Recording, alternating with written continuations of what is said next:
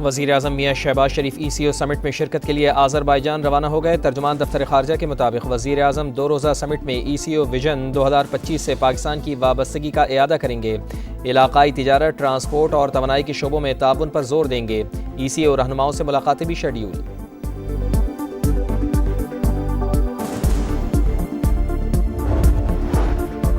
ایران اسرائیل cease fire کے پیچھے وردی ہے۔ وزیر اعظم میاں شہباز شریف نے بھی اہم کردار ادا کیا۔ وزیر داخلہ محسن نقوی کا علماء اکرام سے خطاب، کہا بھارت کے ساتھ جنگ میں پاکستان کو غیبی مدد حاصل تھی۔ جس میزائل کا شہری آبادی پر گرنے کا خدشہ تھا وہ بھی انڈیا کے آئل ڈپو پر گرا۔ بھارت نے ہمارے ایئر بیس پر 9 میزائل فائر کیے، ایک بھی نشانے پر نہیں لگا۔ وزیر مملکت طلال چودھری نے کہا نفرت اور فرقہ واریت کا شکار نہیں ہونا، دہشت گردی کا مل کر مقابلہ کریں گے۔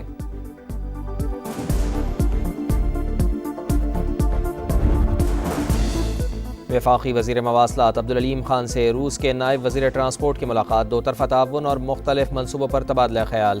عبدالعلیم خان نے کہا مواصلات کے شعبے میں وسط ایشیا سے روس تک رسائی چاہتے ہیں۔ ریل، روڈ نیٹ ورک اور تجارتی راہداریاں پاکستان کی ترجیح ہیں۔ وسط ایشیائی ریاستوں کو پاکستان کے ذریعے گرم پانیوں تک رسائی مل سکتی ہے۔ روسی وزیر کا پاکستان کے ساتھ تعاون کے فروغ کا عزم۔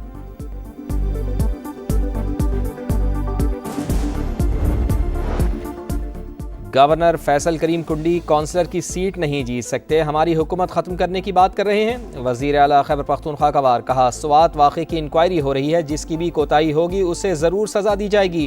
تجاوزات کے خلاف آپریشن جاری رہے گا۔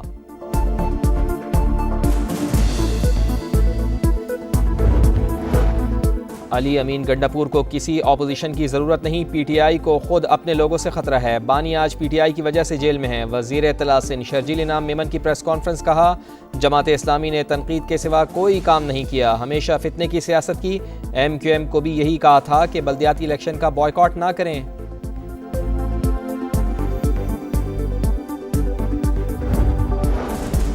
اسپیکر قومی اسمبلی اور چیئرمین سینٹ کی تنخواہوں میں اضافے پر خواجہ آصف کی تنقید۔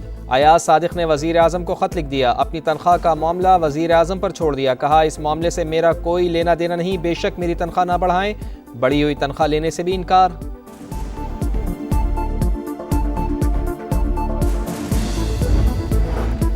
جنوبی افریقہ کی ایئر فورس کے سربراہ کی chairman joint chiefs of staff committee general Sahir Shamshad Mirza سے ملاقات، دو طرفہ تعاون اور مختلف امور پر تبادلہ خیال۔ لیفٹیننٹ جنرل وائز مین کی دہشت گردی کے خلاف پاکستان کی مسلح افواج کے کردار کی تعریف۔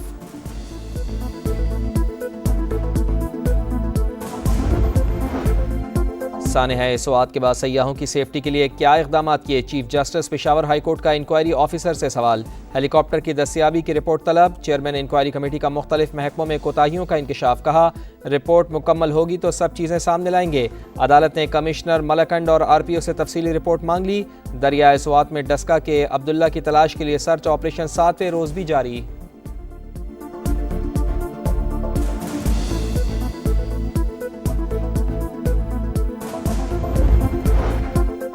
اٹک میں ریسکیو اہلکاروں کا بڑا کارنامہ، دریائے ہرو کے خطرناک ریلے میں پھنسے شخص کو بچا لیا۔ محمد بشیر مویشی چراتے ہوئے ریلے میں پھنس گیا تھا۔ ریسکیو اہلکار خرم رمضان نے 120 فٹ نیچے جان کی بازی لگا کر بچایا۔ ریسکیو آفیسر نے سما کو بتایا ریلا بہت تیز تھا، چرواہے کو پہلے لائف جیکٹ پہنائی، رسی باندھ کر ریسکیو کیا۔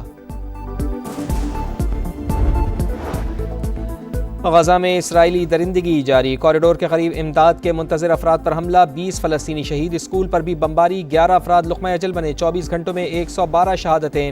انڈونیشین اسپتال کے ڈاکٹر کی نماز جنازہ میں لوگوں کی بڑی تعداد میں شرکت۔ غزہ میں جنگ بندی کے لیے حماس وفد کی انقرہ میں ترک وزیر خارجہ سے ملاقات۔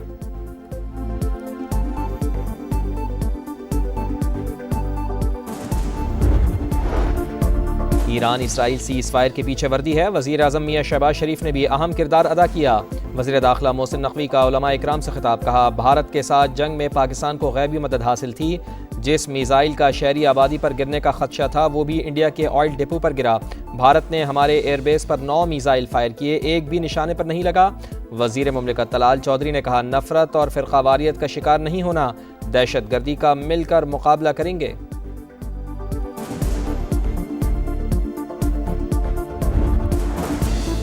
وفاقی وزیر مواصلات عبدالعلیم خان سے روس کے نائب وزیر ٹرانسپورٹ کی ملاقات، دو طرفہ تعاون اور مختلف منصوبوں پر تبادلہ خیال۔ عبدالعلیم خان نے کہا مواصلات کے شعبے میں وسط ایشیا سے روس تک رسائی چاہتے ہیں۔ ریل، روڈ نیٹ ورک اور تجارتی راہداریاں پاکستان کی ترجیح ہیں۔ وسط ایشیائی ریاستوں کو پاکستان کے ذریعے گرم پانیوں تک رسائی مل سکتی ہے۔ روسی وزیر کا پاکستان کے ساتھ تعاون کے فروغ کا عزم۔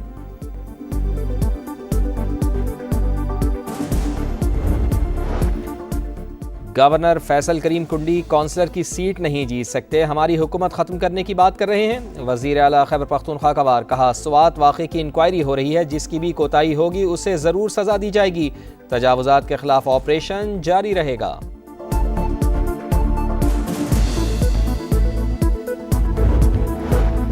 علی امین گنڈاپور کو کسی اپوزیشن کی ضرورت نہیں، پی ٹی آئی کو خود اپنے لوگوں سے خطرہ ہے، بانی آج پی ٹی آئی کی وجہ سے جیل میں ہیں۔ وزیر اطلاع سندھ شرجیل انعام میمن کی پریس کانفرنس، کہا جماعت اسلامی نے تنقید کے سوا کوئی کام نہیں کیا، ہمیشہ فتنے کی سیاست کی، ایم کیو ایم کو بھی یہی کہا تھا کہ بلدیاتی الیکشن کا بائیکاٹ نہ کریں۔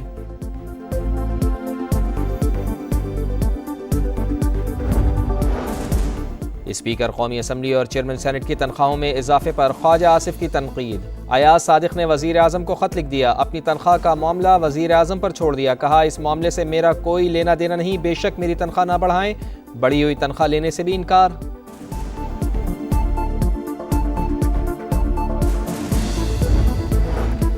جنوبی افریقہ کی ایئر فورس کے سربراہ کی chairman joint chiefs of staff committee general Sahir Shamshad Mirza سے ملاقات، دو طرفہ تعاون اور مختلف امور پر تبادلہ خیال۔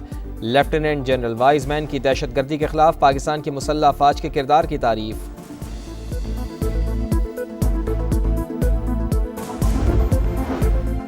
سانحہ سوات کے بعد سیاحوں کی سیفٹی کے لیے کیا اقدامات کیے، chief justice Peshawar high court کا انکوائری آفیسر سے سوال۔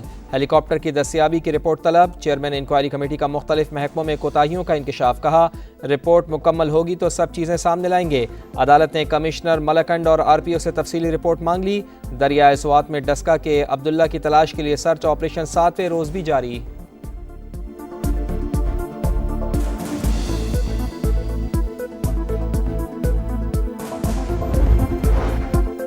اٹک میں ریسکیو اہلکاروں کا بڑا کارنامہ، دریائے ہرو کے خطرناک ریلے میں پھنسے شخص کو بچا لیا۔ محمد بشیر مویشی چراتے ہوئے ریلے میں پھنس گیا تھا، ریسکیو اہلکار خرم رمضان نے 120 فٹ نیچے جان کی بازی لگا کر بچایا۔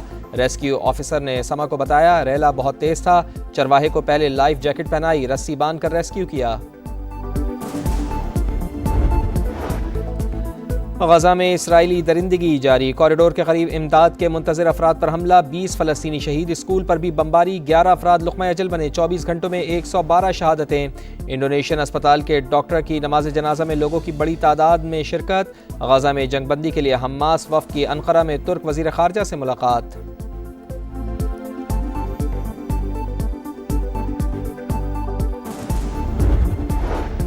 اور جنوبی کوریا میں دوسری ایشین اسکواش چیمپئن شپ کا میلہ، پاکستان کے 5 پلیئرز نے سیمی فائنل میں جگہ بنا لی، مختلف کیٹیگریز میں 4 پاکستانی پلیئرز نے بھارتی اور 1 نے ملیشین حریف کو شکست دی۔